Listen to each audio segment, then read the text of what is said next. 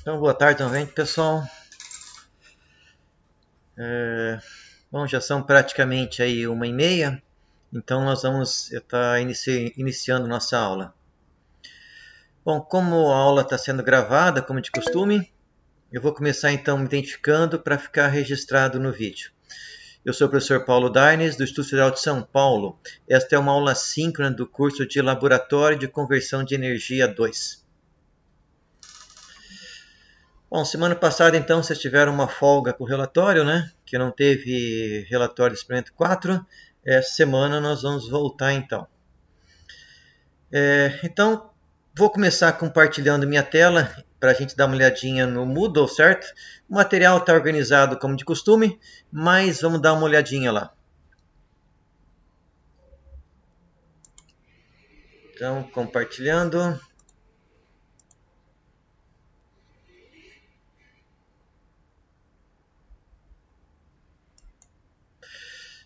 Tudo certo com o compartilhamento, pessoal? O áudio também está ok para vocês? Joia, obrigado. Então vamos lá. Bom, aqui no Moodle, então, nossa disciplina, então, de Laboratório de Conversão de Energia 2. Eu acabei invertendo a sequência das experiências, certo? Então, nós estamos pulando para a experiência 6. Aula que vem, nós devemos, então, voltar para a experiência 5, que vocês não conseguem visualizar ainda. Certo? Então, nós temos, começando aqui, nós temos o link para as aulas, os slides, né, no formato de PowerPoint PDF, roteiro que foi concebido para a aula presencial, as medições, né, os resultados das medições para que vocês possam fazer o relatório. E por último aqui, então, o link para a entrega do relatório, certo? Então, como hoje é dia 13, nós temos aí uma semana para estar fazendo o relatório da aula de hoje, com aquele dia de tolerância para caso vocês tenham algum problema no último dia, certo? Depois, no final da aula, eu vou trabalhar um pouquinho o vídeo e devo então anexá-lo ele logo aqui embaixo, certo? Material complementar, aula síncrona. Aqui vocês têm então as aulas dos semestres anteriores. Então, quem quiser dar uma conferida aí no semestre anterior, está disponível ali os vídeos. Acho que eu mudo tranquilo, né? Como sempre, mesma organização dos experiências anteriores. Boa tarde aí para quem está chegando. Até agora a gente só viu a disposição do material no Moodle, que é similar aí ao que a gente já tinha aí nos outros experimentos, certo? Bom, vamos então entrar aí na nossa aula de hoje, que como eu comentei para vocês, nós estamos pulando a experiência 5, indo para 6. Semana que vem nós retornamos então, fazemos a 5.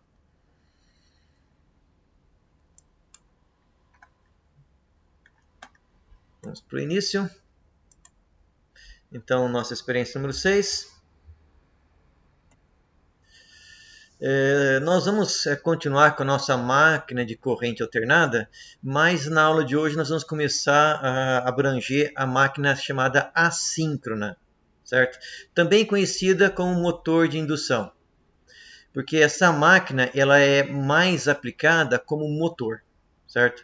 É possível aplicá-la também como gerador, nós vamos ver o resultado de um experimento vendo ela funcionando ora como motor e ora como gerador, mas a aplicação mais comum da máquina aí na indústria é como motor, essa máquina de indução.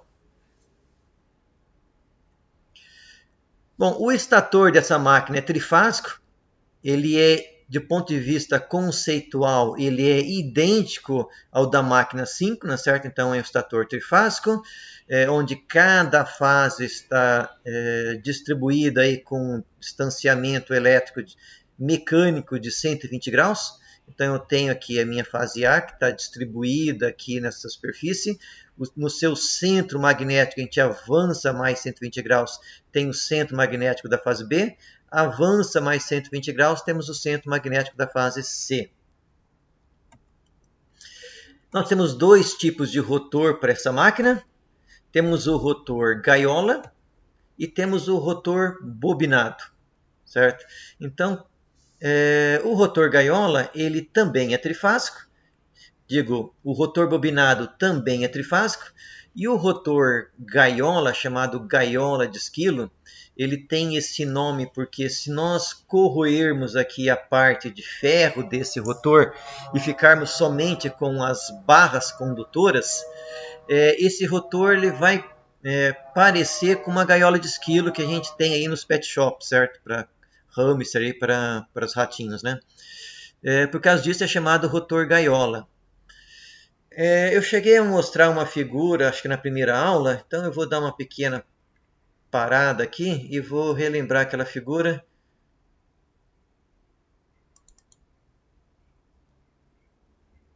Desse rotor. Aqui.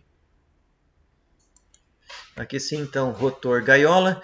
Vocês notem então que nós temos uma pequena ranhura na lateral aqui do rotor, certo? Ou seja, isso aqui na verdade a parte de ferro está aberta, ela não é fechada. Okay? Aqui dentro nós temos uma barra de alumínio que foi fundida, né? Foi injetado alumínio líquido aqui dentro e se solidificou. Os extremos são curtas dessas barras, são curto-circuitados por anéis. Então essa parte, esse anel marrom aqui, ele também é alumínio fundido que curto-circuita todas as barras, dos dois lados. Então nós temos vários loops aqui, né, condutores. Então esse aqui é o rotor gaiola. O rotor bobinado, vocês podem ver aqui que nós temos várias bobinas.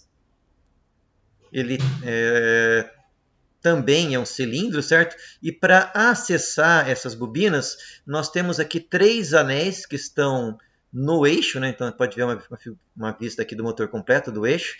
Nós temos aqui então as pastilhas, né, de grafite que tem uma mola que pressiona contra esses anéis. E aqui nós podemos então pegar os contatos elétricos do circuito do rotor.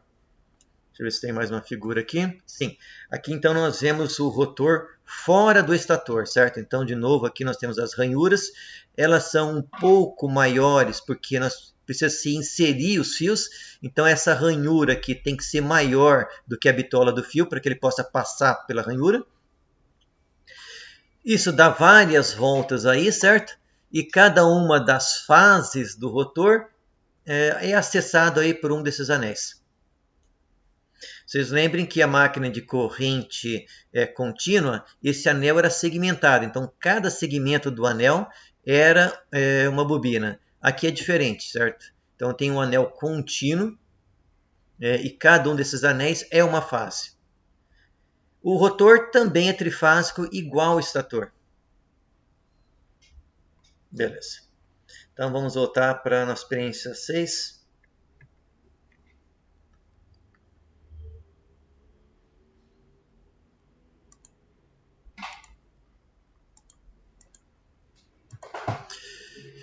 Tudo tranquilo até aqui, pessoal?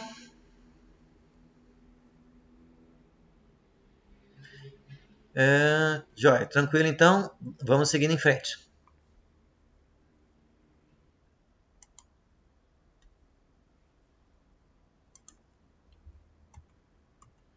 Então, nossos dois rotores, rotor gaiola e rotor bobinado.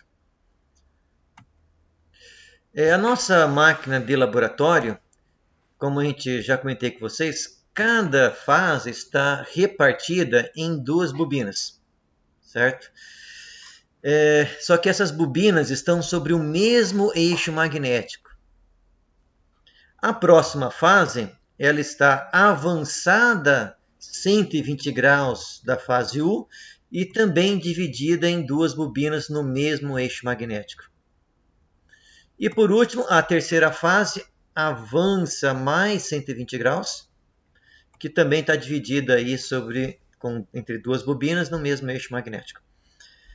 Bom, nós vamos ver que esse tipo de configuração, que tem na verdade 6 bobinas, nós podemos conectá-los em 2 ou 4 polos, que nós vamos ver com mais detalhes aí na sequência. Mas então adianto que é possível com esse tipo de configuração mudar o número de polos da máquina.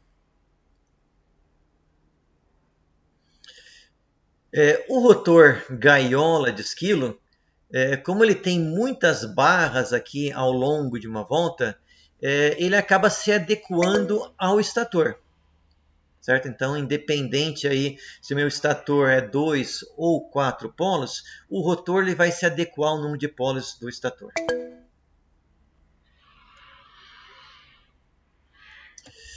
Bom, vamos supor então que eu ligue essas bobinas de tal forma que eu injete corrente positiva no terminal 1 de uma bobina. E eu também vou injetar corrente positiva na segunda bobina, entrando pelo terminal positivo. Nessa configuração, as duas bobinas vão gerar um campo que vai se somar. Certo? Então, nesse caso aqui, ambas as bobinas estão gerando um campo que está aqui na vertical, apontando para cima, quando nós passarmos correntes positivas por elas. Então, se eu colocar corrente entrando pelo terminal positivo, saindo pelo negativo e novamente entrando pelo terminal positivo na sua fase oposta, na bobina da mesma fase, eu vou então estar gerando esse campo que está se somando e apontando para a mesma direção. O mesmo vai acontecer para a fase V.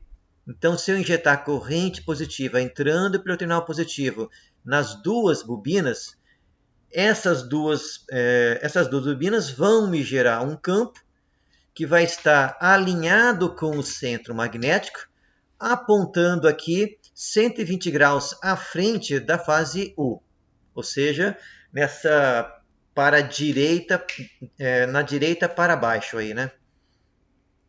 Por último, na fase W, a mesma coisa. Se eu injetar corrente positiva entrando pela primeira bobina no terminal positivo e também entrando no terminal positivo da segunda bobina, essas duas bobinas vão gerar um campo que vai se somar e agora esse campo aponta aí para a esquerda para baixo, certo? Ou seja, avançado 120 graus da fase V. Então, corrente positiva, eu tenho um campo numa dada direção aqui, no mesmo eixo magnético da bobina, e cada fase avança 120 graus.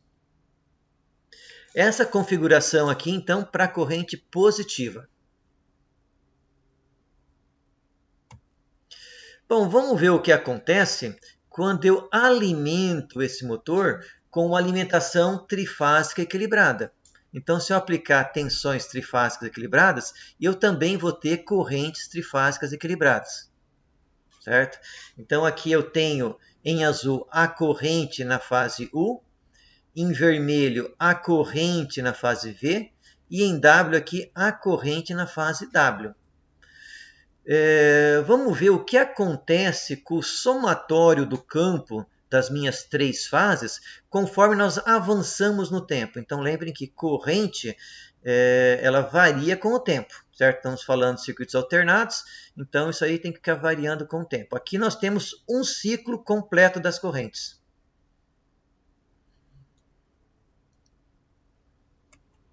Vamos começar aqui no instante zero, certo? Então, notem que no instante zero, a corrente na fase U está no seu máximo. Então, eu tenho um campo que aponta para cima, na vertical para cima, certo? Isso aqui representa, então, o vetor dessa fase. Na fase V, em vermelho, a corrente no instante zero é negativa. E é negativa na metade do valor da fase em azul. Então, se essa corrente fosse positiva, ela estaria apontando para o lado direito. Como ela está com o valor negativo, ela está apontando para o lado esquerdo, no mesmo eixo, né? E com uma amplitude metade do vetor azul. Porque o vetor azul está em 1, o vetor vermelho está em menos 0,5. Na fase W, esse vetor também é menos 0,5. Então, ao invés de apontar para baixo aqui no eixo verde, ele está apontando na direção oposta, com a metade da amplitude do azul, porque ele também é negativo em 0,5. Bom, se cada uma das fases tiver uma distribuição senoidal, esses vetores eles vão se somar. A resultante dessa soma desses três vai dar um vetor que coincide com a fase U, certo? Porque a componente, se eu decompor esse vetor em dois, eu vou ter uma componente que está alinhada com azul e uma outra componente que está em quadratura. O mesmo acontece com o verde. Eu tenho um vetor que está em quadratura, ou seja,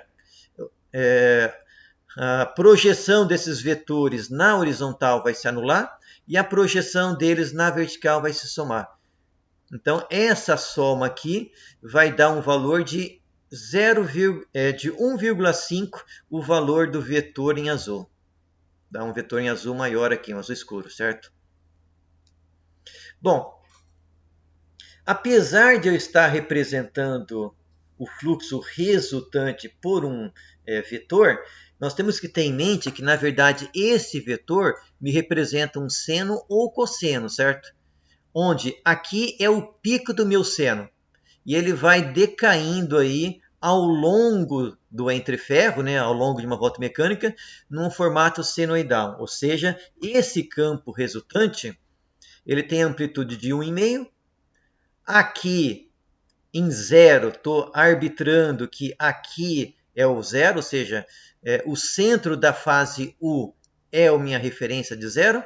Conforme eu vou avançando, esse campo vai variando senoidalmente. Em 90 graus aqui, ou seja, quadratura com esse vetor é 0. Mais 90 graus, ou seja, 180, eu tenho um valor negativo. Conforme eu avanço, eu chego em 0, depois eu chego no máximo de novo, certo? Então, ao longo aqui desse entreferro, esse vetor está me representando um seno, onde a ponta do vetor é o máximo do meu seno. Então, notem que esse tipo de distribuição me gera um norte e um sul, que é gerado, então, pelo estator. Então, esse estator, nessa configuração, me gera um norte e um sul. Por isso, essa configuração é conhecida como dois polos. Certo? Então, o campo resultante do estator me gera um único norte e um único sul. Uma máquina de corrente alternada sempre vai ter um número par de pares de polos, certo? Porque não existe monopolo magnético. Essas linhas de campo, elas são fechadas, certo? Elas começam aqui, por exemplo, no norte, dão a volta e fecham, entram aqui pelo sul e fecham novamente. Então, apesar do ponto de vista, por exemplo, do rotor, nós vemos um norte e um sul. Mas isso aqui não é o caminho completo, certo? Então, o norte sempre fecha com o sul e vice-versa, em linhas fechadas.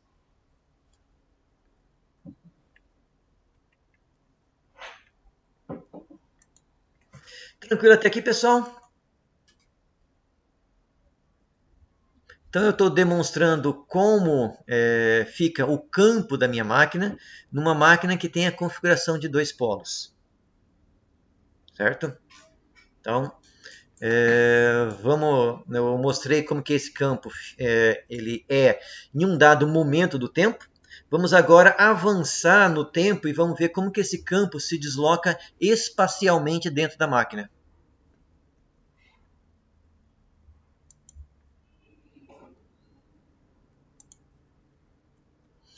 Então, nós saímos então do instante zero e vamos avançar 60 graus. Então, quando eu avançar 60 graus, a primeira coisa que ocorre é que a amplitude da fase em azul vai diminuir. Ela saiu de 1 e foi para 0,5. Então, esse vetor que tinha uma amplitude maior foi para metade do seu valor. A fase verde, ela saiu do menos 0,5 e foi para o menos 1. Então, ela aumentou em módulo, mas continuou com sinal negativo. Ela apontava para cá, né, tinha uma amplitude pequena, ela está agora com um módulo máximo mais negativo. Se fosse positivo, esse vetor verde estaria apontando para o outro lado. O vermelho, ele saiu de menos 0,5 e foi para mais 0,5, ou seja, ele continuou com o mesmo módulo nesses dois instantes, mas ele foi para o valor positivo. Então, ele apontava para cá, né, para a esquerda, agora ele inverteu o seu sentido. A resultante vai coincidir com o vetor inverte, vai somando esses outros dois vetores, né, a resultante vai dar aqui em cima da fase W, com amplitude de 1,5.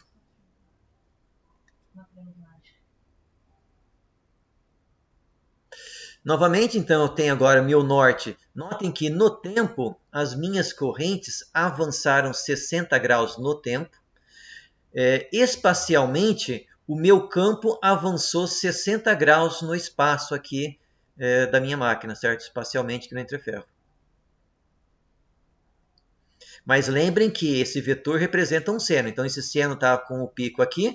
Essa onda ela andou com seu pico agora para a fase W aqui, certo? Andou 60 graus. Se nós avançarmos aqui no tempo mais 120 graus, notem que em vermelho ela saiu de mais 0,5 e foi para 1. Então, ela tinha uma amplitude que estava pequena e aumentou essa amplitude. A fase azul, ela saiu de 0,5 e foi para menos 0,5, ou seja, ela inverteu de sentido. Ela apontava para cima, agora ela aponta para baixo. E a vermelha aumentou aqui de 0... Na verdade, eu estava na verde agora, né?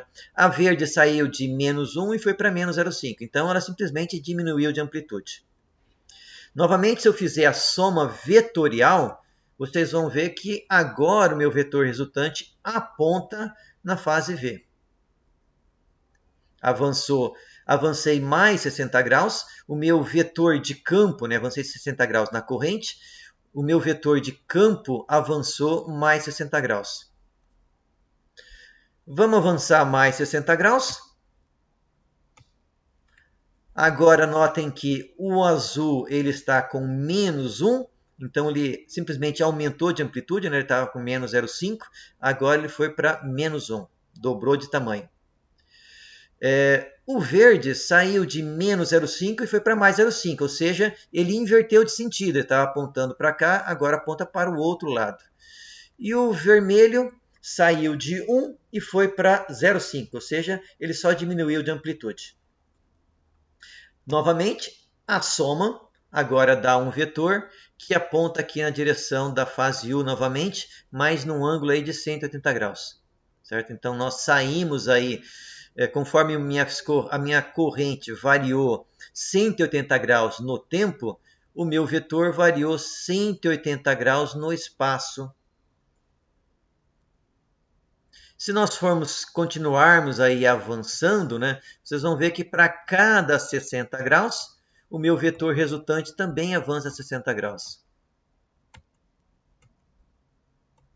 Ou seja, para uma máquina de dois polos, a frequência elétrica do estator é igual à frequência elétrica, né, no tempo aqui, né, vamos supor que isso seja 60 Hz, a frequência do meu sinal aqui no espaço do meu campo também está na mesma frequência, também é 60 Hz. Cada ciclo elétrico corresponde a uma volta completa mecânica do campo gerado pelo estator. Bom, nós vamos fazer uma coisa diferente agora, certo? Não vou pegar a segunda bobina, então eu vou injetar corrente positiva entrando pelo terminal positivo da primeira bobina, e na segunda bobina eu vou inverter os terminais, certo? Então, em vez da corrente entrar pelo terminal positivo, ela vai entrar pelo terminal negativo. Eu vou então arbitrar que nessa configuração cada uma das bobinas gera um campo saindo do rotor. Certo? Então, como eu inverti o campo dessa bobina, ele não mais aponta para o mesmo lado da primeira bobina, certo? Ele vai apontar no sentido inverso. Esses dois campos vão se anular, a gente vai ver que eles não se anulam, certo? Bom, e faço isso para todas as fases, certo? Então, na fase V, eu vou injetar então corrente positiva entrando. Em vez de essa corrente entrar pelo terminal positivo, eu vou inseri-lo pelo terminal negativo.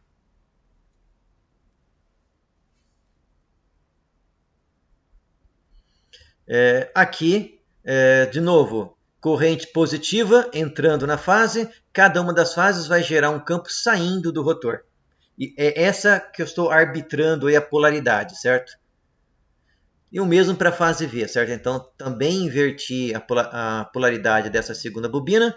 Quando eu colocar a corrente positiva, eu vou ter fluxo em cada uma das bobinas saindo do estator, saindo do rotor. Vamos novamente inserir uma sequência aí de correntes trifásicas equilibradas. Então, apesar de eu ter invertido a bobina oposta, é a mesma corrente em cada uma das fases que passa por ela, certo? E vamos começar novamente no instante zero. Então, no instante zero, eu tenho a minha primeira bobina aqui gerando um campo para cima e a segunda bobina gerando um campo para baixo, certo? Corrente positiva entrando aqui, simplesmente inverti o campo da segunda. Na fase verde, notem que a polaridade é invertida, é menos 0,5. Então, cada uma das suas bobinas vai gerar um campo que tem um vetor com uma amplitude menor, entrando no rotor. E o mesmo também vale para a fase em verde. Certo? Ela também em vermelho. Ela também é menos 0,5 aqui no instante zero, então ela vai gerar um vetor menor, apontando para dentro do rotor. O que vai acontecer é que essas linhas de fluxo vão sair por esses dois nortes, vão fechar e vão entrar aqui a 90 graus. Certo? Por quê? Porque quando essas linhas de fluxo chegarem aqui, elas encontram as outras que também estão vindo na mesma direção, elas vão ser obrigadas a entrar em 90 graus aqui no rotor. Então, notem que nessa configuração eu tenho um norte para cima e um norte para baixo. E tenho também dois sus. Então, essa configuração com essa ligação é chamada de quatro polos, porque eu tenho dois nortes e dois sus. Novamente, essas formas de onda representadas por esses vetores, na verdade, elas são um formato senoidal. Só que agora eu tenho dois ciclos mecânicos em uma volta. Então, notem que eu saio aqui da posição zero no máximo. Em 90 graus eu chego no mínimo, ou seja, o zero agora está em 45 graus. Se eu andar aqui mais 90 graus, chegar em 180, novamente eu tenho máxima. Ando mais 90 graus em 270, tenho um novo mínimo. Ando mais 90 graus, eu dou uma volta completa e chego no norte novamente. Então, nessa configuração, eu tenho quatro polos no meu estator.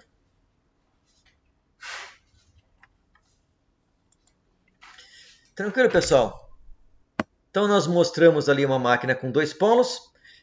Vimos como é que esse campo varia dentro do motor conforme as correntes variam. Vamos ver como que esse campo agora varia dentro do motor quando o meu sinal elétrico e minhas correntes também variam. Certo? Qualquer dúvida aí, pessoal, vocês façam aí a qualquer momento, certo? Enquanto vocês não perguntam, nós vamos avançando.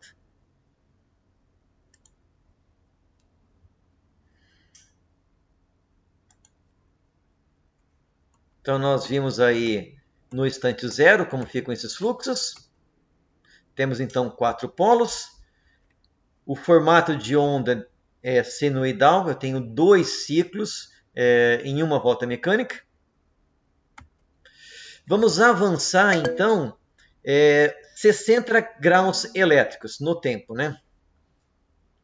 Quando nós fizermos isso, então a minha fase em azul, ela diminuiu de amplitude, ela saiu de 1, foi para 0,5, mas continua positiva, então o fluxo está saindo. A fase em vermelho inverteu, ela foi de menos 0,5 para mais 0,5, então ela estava entrando, passou a sair. E a fase em verde, ela aumentou o seu módulo, mas continua negativa. Então ela aumentou o vetor apontando para dentro porque ele é negativo. Bom, essas linhas de fluxo agora, elas vão fechar então com um norte aqui, a 30 graus. Então notem que eu avancei 60 graus no tempo, só que os meus vetores aqui, a minha resultante, avançou 30 graus elétricos. Porque o meu norte vai estar entre esses dois vetores e o meu sul vai estar exatamente sobre esse vetor maior.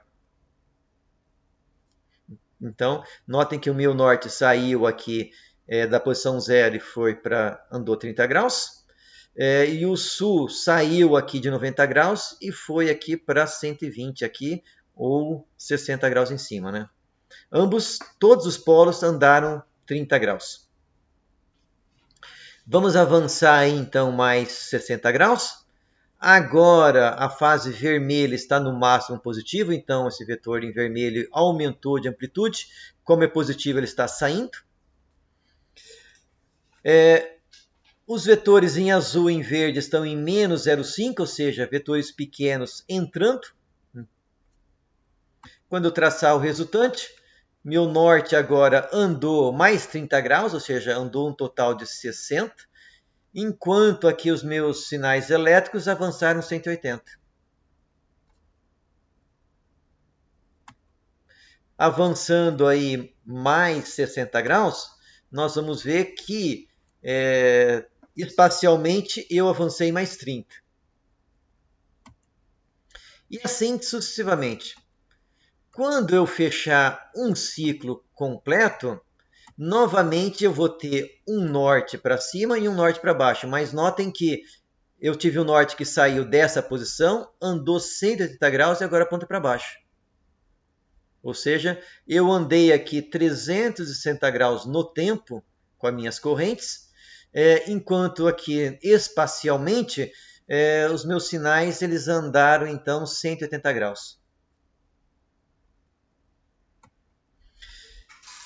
Então, se eu comparar aí a distribuição de fluxo para uma máquina com 2 e 4 polos, eu tenho então aqui em azul uma máquina com 2 polos, em vermelho uma máquina com 4 polos. Eu posso chegar nessa regra aqui empiricamente, certo? Onde P é o número de pares de polos. Então, se o número de pares de polos forem 2, 2 dividido por 2, eu vou ter que a frequência espacial mecânica é igual à frequência elétrica.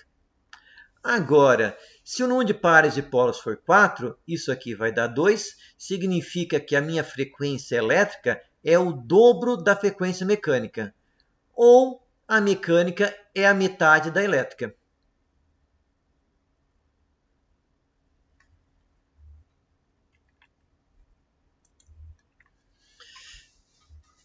Tudo bem, pessoal? Então, quanto mais pares de polos eu tiver numa máquina, eu posso ter uma máquina com 6, 8, ou mais pares de polos, certo? Mas para a mesma frequência elétrica, eu vou diminuindo a frequência mecânica proporcionalmente. Então, uma máquina com 8 polos, eu vou ter P8 dividido por 2, isso vai dar 4, significa que a razão entre frequência elétrica e mecânica é igual a 4, ou seja, com a máquina de 8 polos, a velocidade mecânica vai ser 4 vezes menor do que a velocidade elétrica. Para que isso serve, certo? Toda vez que nós diminuirmos aí a frequência mecânica, aumentando o número de polos, para a mesma potência elétrica, eu estou dobrando o torque da máquina. É o mesmo esquema que eu tenho numa bicicleta quando eu vou reduzindo as marchas da bicicleta, certo? Eu tenho que pedalar mais, mas em compensação o torque é maior, certo? É mais fácil eu com a bicicleta numa ladeira estar subindo, certo? A ideia é mais ou menos a mesma. Quanto mais eu vou variando, aí, aumentando o número de polos, eu consigo então aumentar o torque, mas o preço que eu pago é diminuir a velocidade mecânica. Bom, qual que é uma outra vantagem, né, para obter uma máquina com muitos pares de polos? Vamos pegar agora um exemplo de um gerador, certo? Por exemplo, um gerador que está lá na usina de Itaipu. O número de pares de polos desses geradores de Itaipu é igual a, se não me engano, 96. Então, vou pegar aqui 96 dividido por 2. Então, o número de pares de polos vai dar aí 48. Se a minha frequência elétrica é 60 Hz, a velocidade mecânica vai ser 60 dividido por 48. Então, pegar aqui 60, dividir por 48, vou ter 1,2 Hz. Qual que é a grande utilidade disso? Bom, vocês viram algumas fotos que eu mostrei ali daquela usina que deu problema lá na Rússia, né? Essas turbinas e esses rotores são enormes, certo? Nós precisamos gerar uma frequência elétrica na ordem aí de 60 Hz. Se a minha máquina tivesse somente 2 polos, todo esse conjunto enorme teria que girar a 60 Hz. Imagine essa turbina e esse rotor que tem um diâmetro maior que uma sala, girando a 60 Hz. Não tem mancal que dá conta disso. Balanceamento mecânico dessas pás das turbinas do meu rotor, a construção mecânica disso seria muito complicada. Mas com uma máquina com uma grande quantidade de pares de polos, esse meu rotor pode girar então a 1,25 Hz. Com 96 pares de polos, ele gera uma frequência elétrica de 60 Hz. É muito mais fácil eu construir essa máquina para girar nessa frequência mais baixa, tanto na questão de mancal, que tem que sustentar toda essa estrutura pesada, quanto também questão de balanceamento, certo? Essa estrutura rodando aí uma velocidade mais baixa, o seu balanceamento não é tão crítico, certo? Então essa é uma grande vantagem para geradores de grande porte. Tudo bem, pessoal?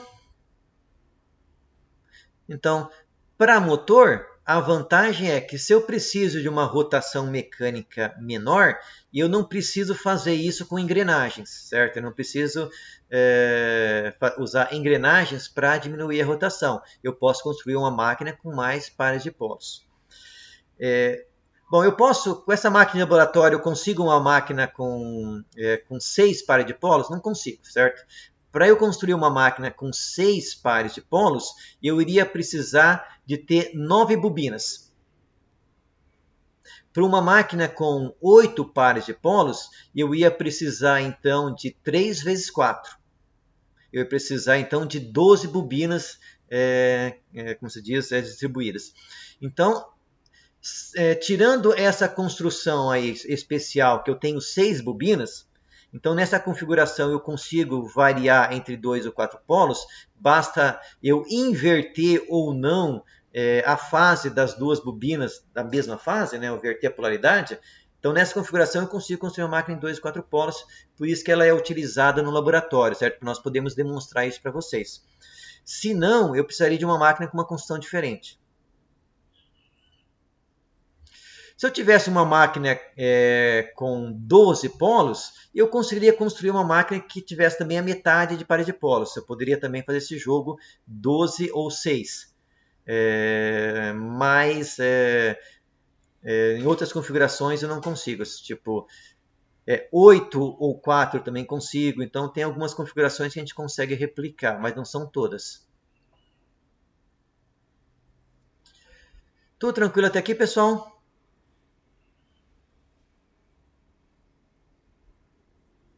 Beleza, então.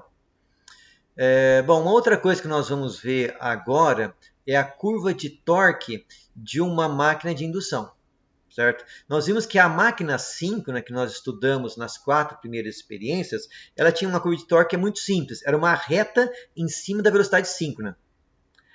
A máquina síncrona, de certa forma, ela é o inverso, porque na velocidade síncrona nós não temos torque, o torque é zero.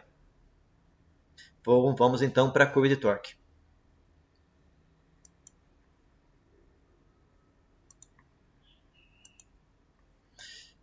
Então aqui eu tenho uma curva de torque da minha máquina em função da rotação, certo? Então aqui eu tenho velocidade zero,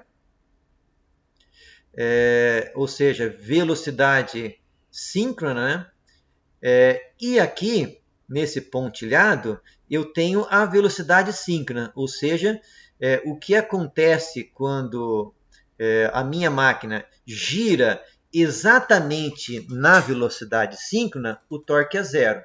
Então, o que eu tenho aqui no eixo horizontal é a velocidade do rotor, certo? O campo que eu estou aplicando no estator é porque a máquina é ligada direto na tomada, é 60 Hz. Então, na partida, eu energizei a minha máquina com 60 Hz, mas na partida o rotor está parado, está aqui na velocidade de zero, certo? Eu tenho esse torque de partida, a minha máquina então vai começar a se mover, né, porque eu vou ter um torque positivo. Quando ela se mover, a minha velocidade do rotor vai aumentar. Automaticamente, conforme meu rotor aumenta a sua velocidade, o torque também aumenta, até um valor de torque máximo dessa máquina, certo? A partir desse instante, o torque começa a cair. Na velocidade síncrona, ou seja, quando o meu campo está rodando exatamente, o meu rotor está rodando exatamente na mesma velocidade do campo do estator, esse torque cai para zero. Então, note que quando eu alimento uma máquina, se ela estiver operando a vazio, ela vai acelerar até a velocidade síncrona, ela não vai acelerar infinitamente. Justamente porque depois que eu passo desse valor de máximo, o torque tende a cair e estabilizar aqui numa dada região. Se eu conectar alguma carga mecânica nesse eixo, por exemplo, meu motor está rodando uma esteira, certo? E de repente eu começo a colocar peso na esteira, certo? Então, meu rotor começa a sentir um peso maior. O que acontece é que a velocidade do eixo ela cai. A velocidade do eixo caindo um pouco, o torque aumenta. Então, essa minha máquina de indução, ela ajusta a sua velocidade para ajustar o torque igual à carga.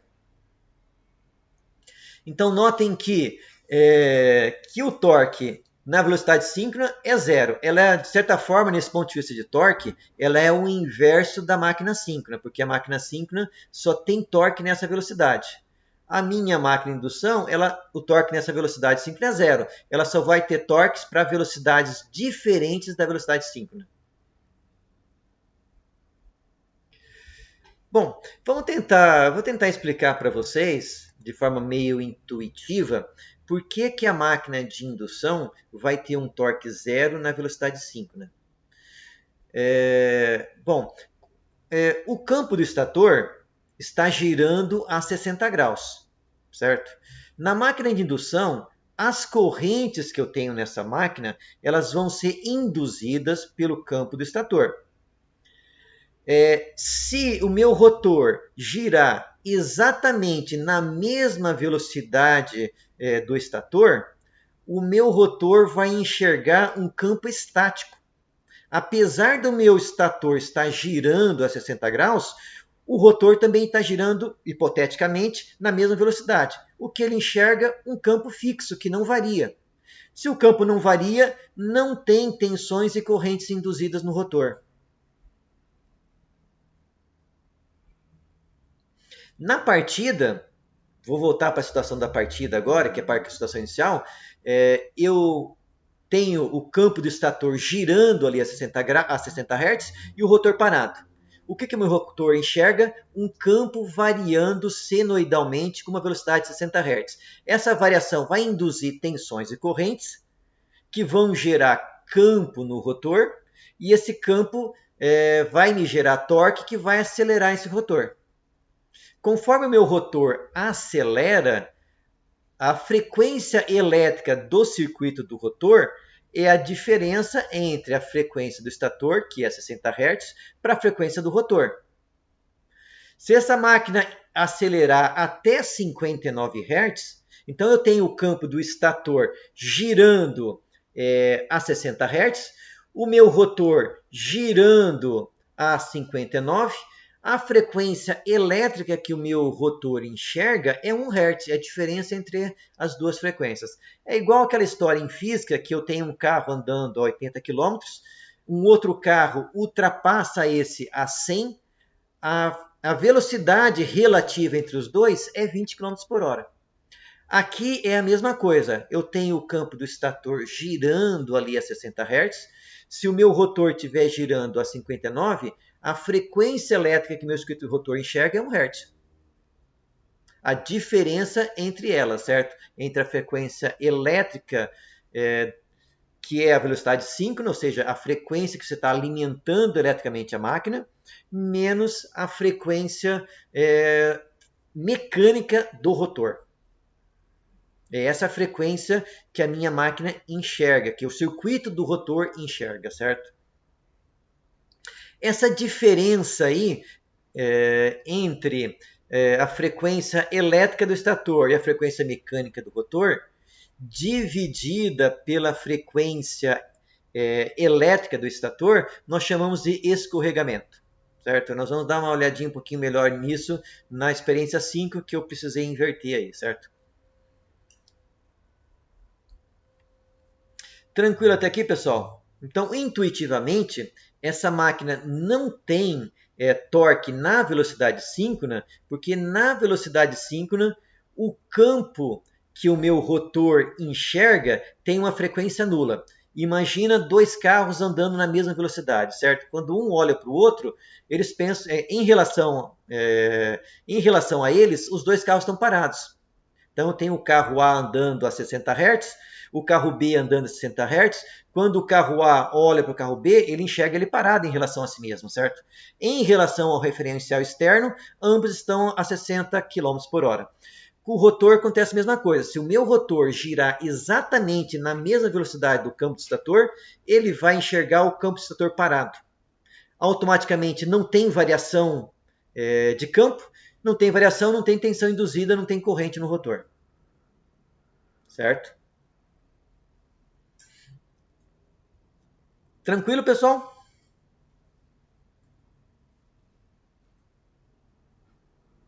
Então, frisando mais uma vez, máquina síncrona, que eu tenho aquele rotor bobinado, onde eu injeto uma corrente contínua e tenho um campo que está estático em relação ao rotor, o campo do rotor é gerado pelo esse circuito do rotor e não é induzido, certo?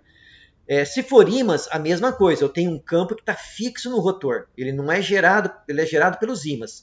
Então, nessas máquinas síncronas, campo do estator e campo do rotor tem que girar exatamente a mesma velocidade.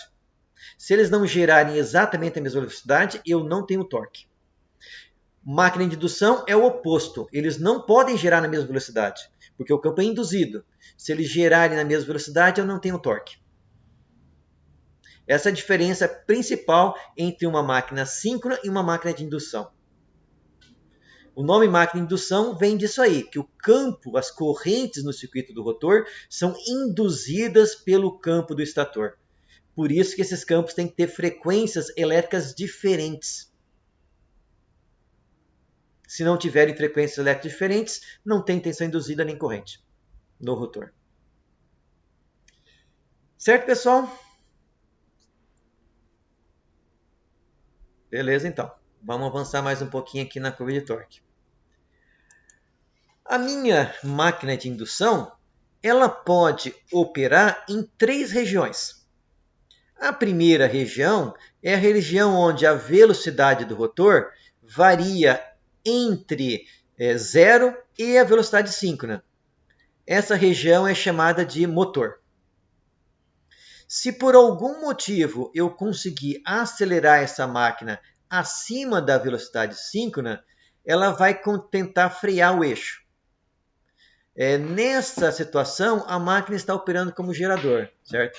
Então, apesar da máquina síncrona ser mais utilizada como motor, nós também podemos fazê-la funcionar como gerador. Às vezes, geradores pequenos podem utilizar a máquina de indução. A desvantagem dessa aplicação, eu vou adiantar para vocês, é que nós não conseguimos controlar os reativos da máquina. A minha máquina de indução, ela vai ser sempre vista da rede como indutores, certo? Então, ela sempre vai puxar reativo da rede. Nós não temos controle sobre a energia reativa da máquina de indução. Nós conseguimos controlar a potência ativa se você acelerar essa máquina acima da velocidade síncrona, mas a potência reativa você não controla. Bom, se eu fizer com que o meu eixo gire no sentido oposto do campo do estator, ou seja, o campo estator girando no sentido horário e o rotor, por exemplo, no anti-horário, essa é uma região chamada de frenagem. Certo? Então, nessa região, o torque da máquina é menor que o torque de partida, mas a corrente é bem elevada, certo? Então, não é uma região muito utilizada. Certo? É uma região que dificilmente nós trabalhamos, região de frenagem. O mais comum é o motor e, em segundo, gerador.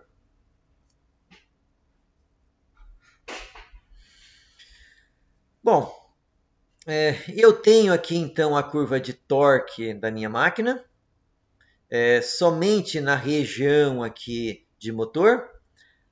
Aqui em pontilhado eu tenho a corrente do rotor. Então, notem que na velocidade síncrona a corrente no rotor é 0. Conforme a velocidade do rotor diminui, a amplitude dessa corrente rotor aumenta.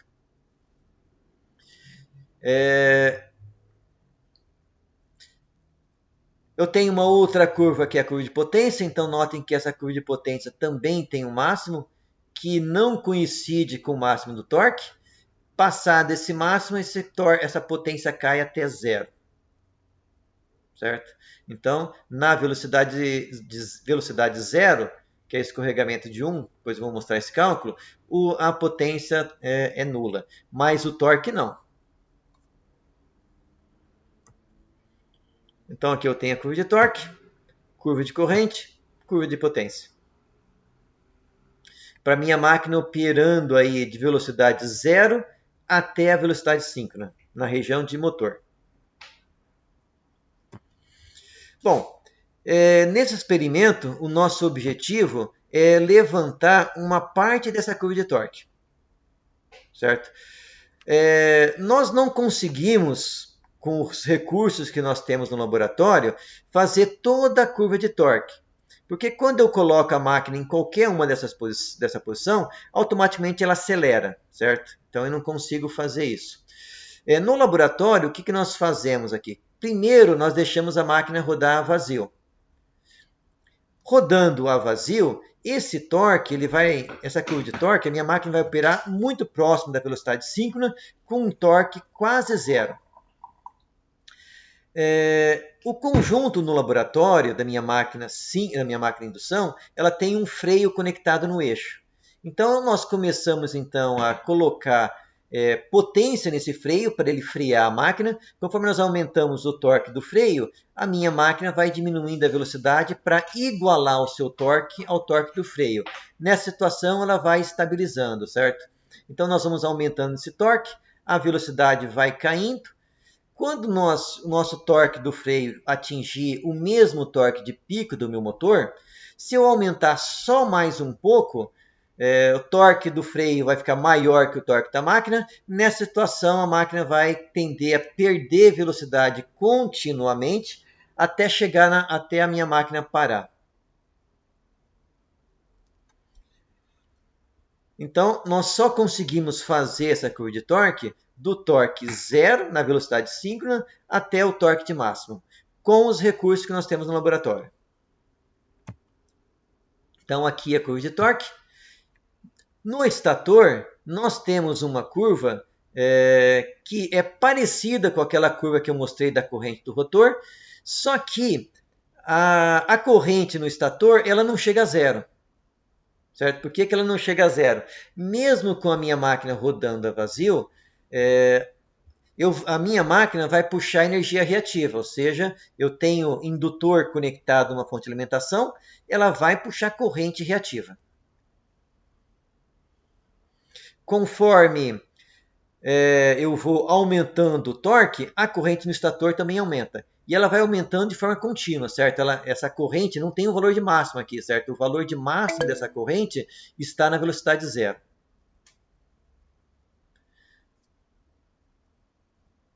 Então, corrente do estator. A gente também só consegue traçar uma parte dessa corrente. Bom, o nosso laboratório, então, nós temos um conjunto de um motor de indução trifásico, conhecido aí como pela sigla, né, MIT, MIT, que está acoplado no mesmo eixo a um freio de corrente contínua. Então, esse freio de corrente contínua, a alimentação dele, pelo nome já diz, é com corrente de tensão contínua. Nesse experimento, então, nós ligamos a nossa máquina na rede elétrica. Quando nós fazemos isso, ela começa então a puxar potência ativa e reativa. Nós vimos que pela curva de torque essa máquina vai começar a acelerar, certo? Automaticamente, como ela está tendo correntes, ela vai ter perdas elétricas. Ela vai disponibilizar potência para o eixo. Vai ter algumas perdas mecânicas que nesse conjunto são baixas. Automaticamente eu vou ter um torque da minha máquina de indução trifásica que vai estar operando como motor. Esse torque, nós temos então o somatório desse torque vai dar a aceleração. Por enquanto eu só tenho o torque do MIT, então a minha máquina vai acelerar. Acelerar até que valor? Até um valor muito próximo da velocidade síncrona, quando o torque cai de novo para zero. Ou cai para um valor muito baixo. Então, durante a partida, esse torque tem um valor bem alto. Conforme a minha máquina vai se aproximando da velocidade síncrona, esse torque cai. Ele vai estabilizar num valor para manter essa velocidade constante. Quando isso ocorrer, ele estabilizar próximo da velocidade síncrona, nós começamos a injetar potência nessa máquina. Toda vez que eu injeto potência nessa máquina, eu vou ter alguma perda, certo? Mas vai surgir um torque que se opõe ao torque da minha máquina. Quanto maior for esse torque, maior vai ser o torque do MIT. Para fazer isso, a velocidade vai sempre caindo um pouco. Se eu chegar num ponto onde o torque desse freio for maior do que na minha curva de torque, do que o torque máximo do motor de indução, nessa situação, a minha máquina vai começar a perder velocidade continuamente, certo? Quando o meu freio ultrapassar o torque máximo do MIT, eu vou perder velocidade até que a minha máquina desligue totalmente a velocidade do eixo. Essa é uma situação muito perigosa, porque a corrente na entrada desse motor vai aumentar muito. Então, se isso ocorrer, eu preciso de um sistema de proteção térmico ou por corrente que me desligue essa minha máquina de indução. Porque senão ela vai queimar. Agora, então, uma foto do meu conjunto, né, que nós temos lá no Instituto. Nosso motor aqui de indução trifásico. Então, aqui notem que eu tenho aqui uma fase, a segunda fase e a terceira fase, certo? Cada fase eu tenho, então, duas bobinas. Cada bobina tem dois terminais, né? E aqui, então, meu freio de corrente contínua. Freio de corrente contínua, somente dois terminais. Uma ampliação aí, então, do circuito do estator e do circuito aí de alimentação do freio. Então, de novo, podem ver fase U, fase V e fase W. Essa parte preta aqui, que tem desenhado, né, é a bobina, certo? Então, entre esses dois terminais, aqui nós temos uma bobina. Um diagrama que representa exatamente essa conexão aqui. Como nesse experimento a minha máquina não é de rotor bobinado, é uma máquina de gaiola de esquilos, nós não temos acesso ao circuito do rotor. Podem ver aqui na figura que o meu rotor não tem anéis, certo? Porque essa máquina é uma máquina com rotor gaiola. Então nós não temos acesso ao circuito do rotor.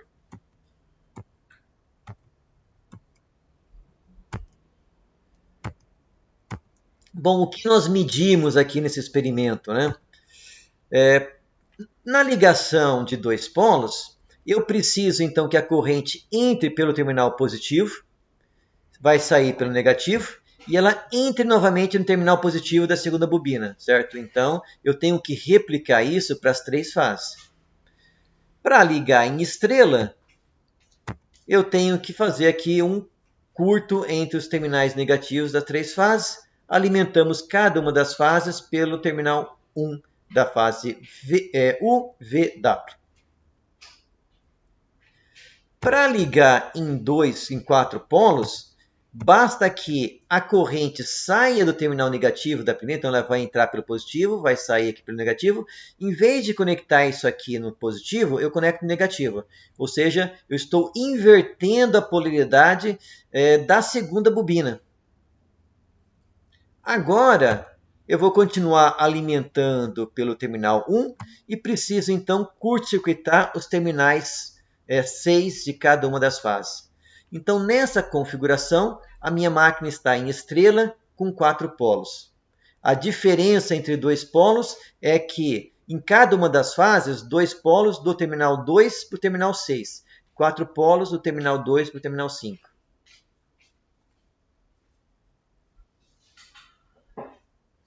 Bom, o que nós vamos medir aí do lado de fora das máquinas, né? Para o motor de indução, nós vamos medir aí corrente e tensão de fase. Para o meu freio, nós vamos medir tensão e corrente.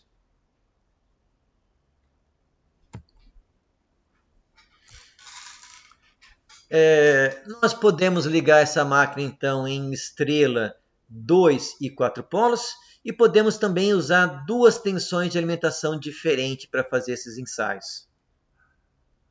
Certo? Procedimento em cada um desses 4 ensaios. Partir o motor, deixar ele funcionar até a velocidade estabilizar, isso é muito rápido. Depois que o meu motor funcionando, nós vamos aumentando o torque do freio até que a gente identifique o máximo. Onde que é esse valor de máximo? Nós aumentamos um pouco o torque, a máquina estabiliza a velocidade. A máquina cai um pouco a velocidade, estabiliza. Aumenta mais um pouco, de novo a máquina cai e estabiliza. Quando nós chegamos num valor de torque, nós aumentamos um pouco o torque e a velocidade não estabiliza mais, começa a cair continuamente, esse é o valor do torque máximo. Uma vez que a gente identificou esse torque máximo, com qual corrente do freio tem esse torque máximo, nós vamos pegar vários pontos entre o torque máximo até o torque zero, para tentar obter uma curva entre o máximo e zero. Então a gente mede vários pontos, em todos eles nós medimos a rotação, tensão e corrente do estator, tensão e corrente no freio.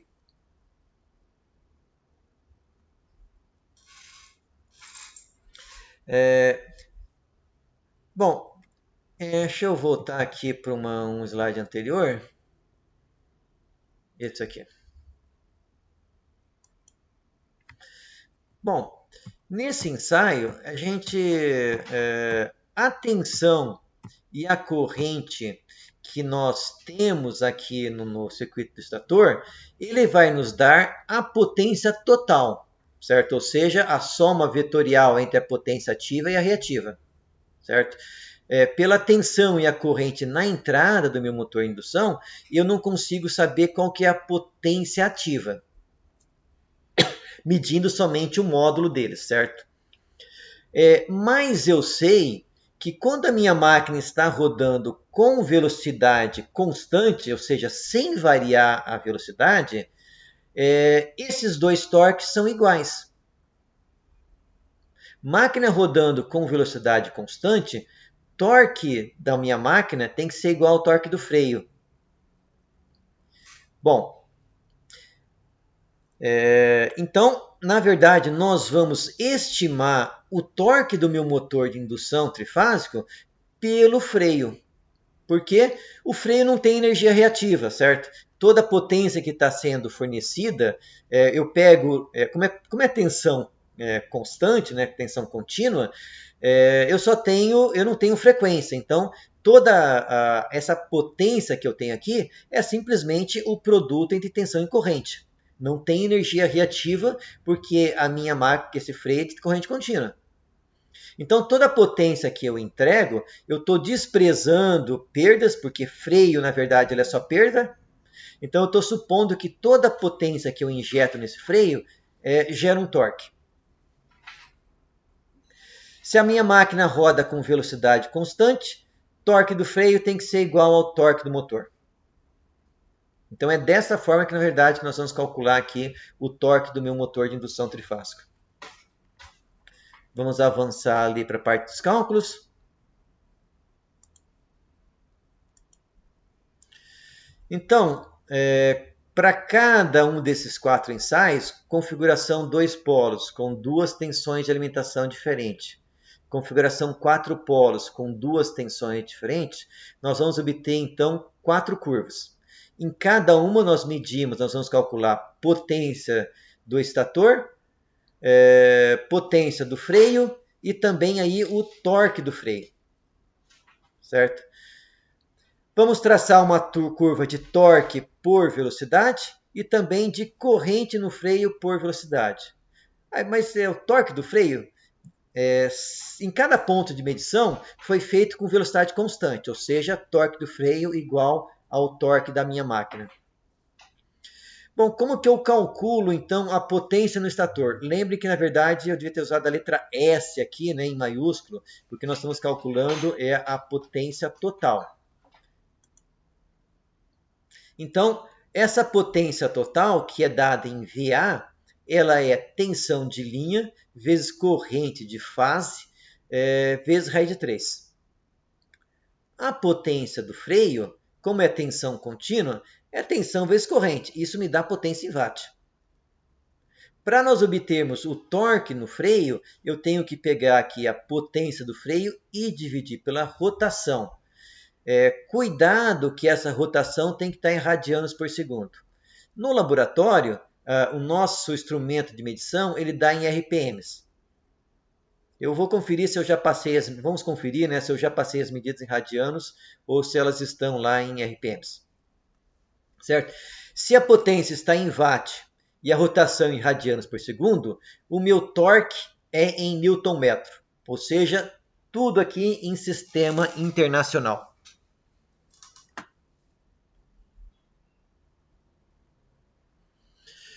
Bom, vamos dar uma olhadinha então no roteiro e nas medições?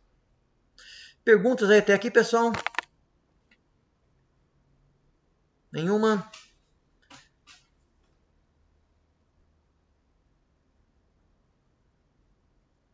Então eu vou abrir o roteiro primeiro. Lembrando que esse roteiro aqui foi concebido para aula presencial, né? A informação que tem aqui basicamente é a mesma, né, que tem nos slides. Então aqui as ligações na configuração 2 polos. A ligação do sistema de medição, tanto no motor de indução quanto no freio. Como calcular as potências, né? Então, de novo, potência do estator. Isso aqui é potência em VA, né? Não é potência em watts. Raiz de 3 vezes tensão de linha vezes corrente de fase. Potência no freio, tensão em corrente, simplesmente. O torque é a potência dividida pela velocidade em radianos por segundo. Se eu tiver a velocidade em RPM, eu preciso multiplicar por π e dividir por 30 para obter a velocidade em radianos por segundo. Configuração de 4 polos, então a sua ligação. Então notem a diferença, né? em vez de eu pegar do 2 para o 6, eu vou do 2 para o 5, na configuração de 4 polos. Para cada uma dessas duas ligações, nós vamos usar duas tensões de alimentação diferentes, 42 volts e 24 volts, que são as duas escalas que nós temos disponível no laboratório. Aqui é a tabela com as medidas, então nós temos tensão e corrente no freio, tensão e corrente no estator. Tensão e corrente no estator é mais curiosidade, né? Nós vamos calcular o torque pela corrente no freio, corrente e tensão no freio e também pela rotação. São 4 tabelas, ou seja, 2 tipos de ligação, cada uma com 2 tipos de tensão. Com o resultado das medidas, vocês vão calcular então velocidade em radianos por segundo, calcular a potência no estator. Isso aqui na verdade é VA, está errado, vou ter que corrigir, esqueci de corrigir isso aqui. Potência no freio é em watts, e o torque no freio é em Newton Ampere. Não sei o que está fazendo se ver aqui também. Certo? Uma tabela dessa aí para cada uma das condições de teste. Na verdade, tem aqui 42 volts e 24 volts. Então são duas tabelas. Vamos dar uma olhadinha agora nas medições.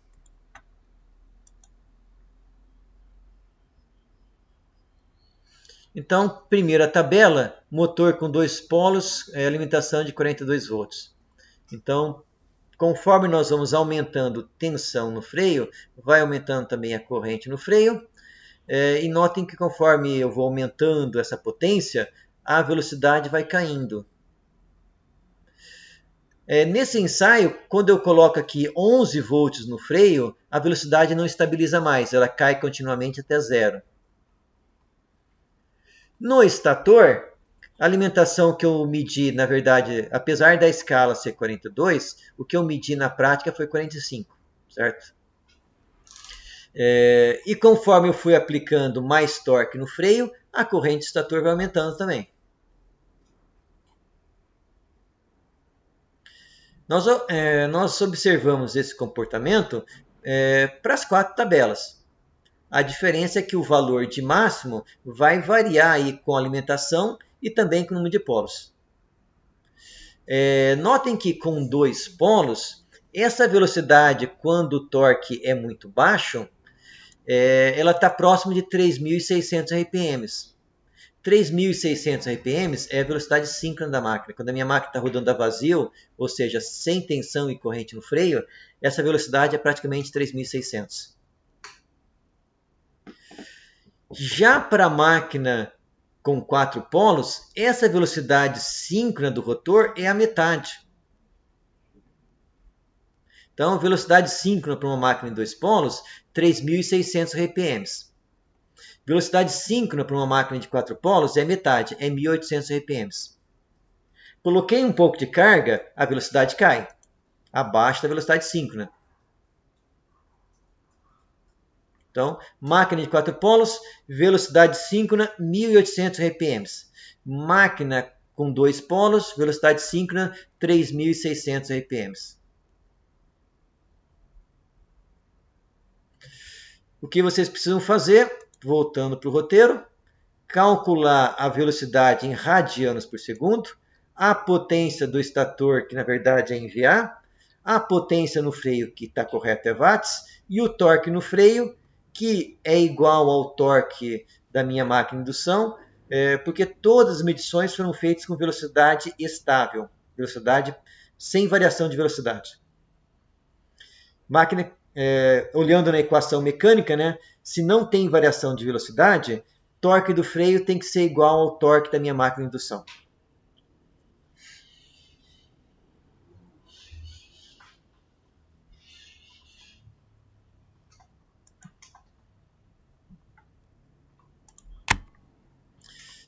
Tudo bem, pessoal?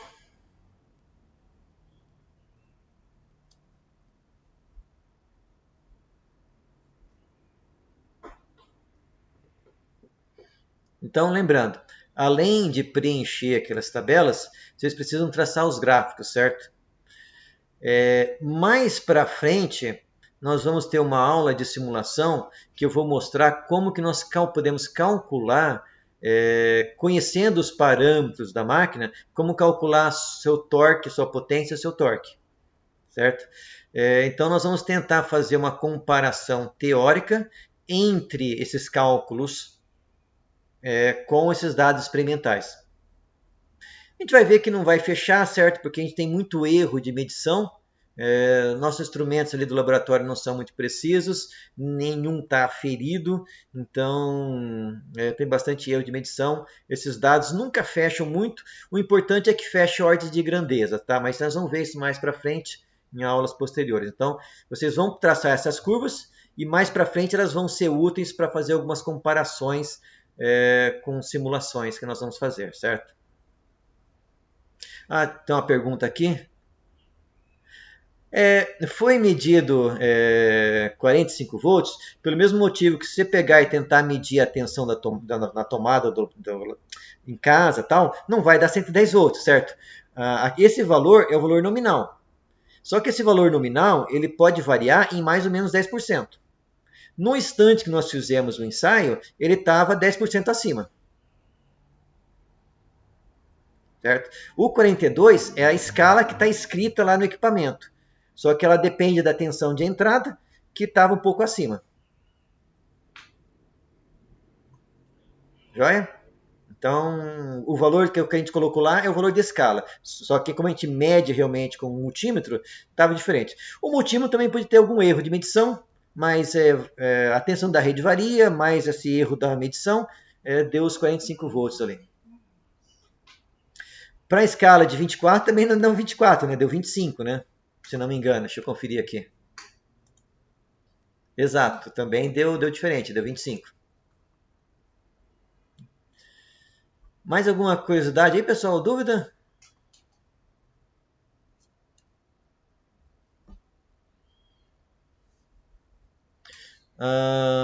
Em qual experimento? Do experimento 3? Porque no 4 não precisava de relatório, né? Eu tinha comentado.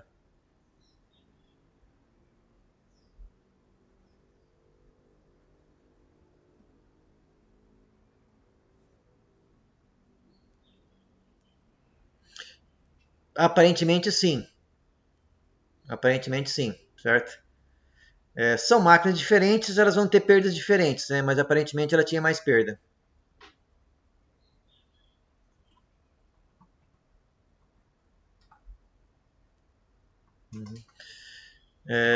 É também um pouquinho difícil separar qual que é a parcela de perda elétrica e mecânica ali, certo?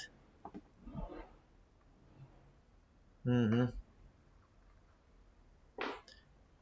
Quando uma máquina está em zero, eu consigo fazer essa comparação, né? Tem razão. Tem razão. Quando uma está em zero, ela não vai ter perda elétrica, né? Mas um detalhe, né? Quando a máquina CA estava em zero, ela tinha corrente. Então, ela não tinha potência, como se diz, ela não estava fornecendo potência mecânica para o eixo, mas ela tinha perda elétrica ali, porque a corrente não era zero.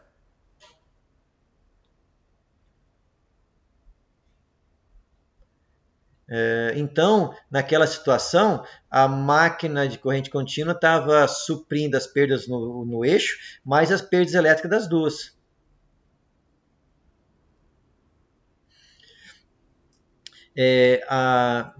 Viu, Dúlio? No ensaio que nós fizemos lá, a máquina de corrente alternada, quando estava com potência ativa nula, ela tinha corrente, porque ela estava puxando reativo, certo? Mas como tinha corrente, ela tinha perda elétrica ali, certo? De onde estavam vindo essas... Quem estava suprindo essas perdas? A máquina de corrente contínua estava suprindo tudo.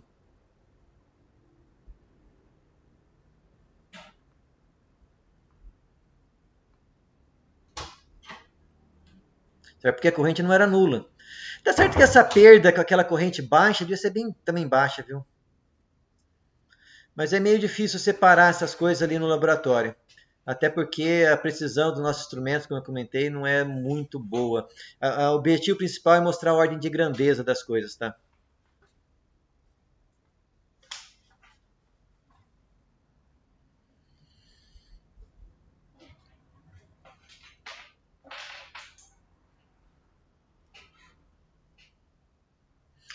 Eu acho que tinha, principalmente na primeira. É difícil, na verdade, porque a gente não conhece as perdas elétricas das máquinas, sabe? Então, a gente não conhece a perda elétrica, fica difícil estimar qual é a potência mecânica ali.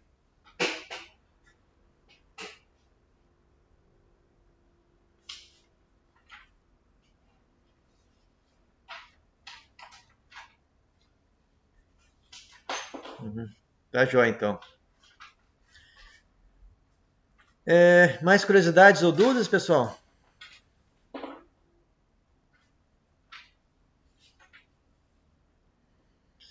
Tudo certo, então?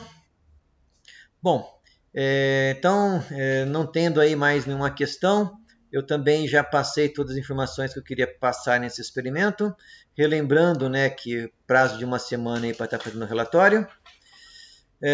Então, com isso aí, nós estamos então encerrando a nossa aula de hoje. Queria agradecer a presença aí de todo mundo, certo? Vamos conversar aí de novo semana que vem.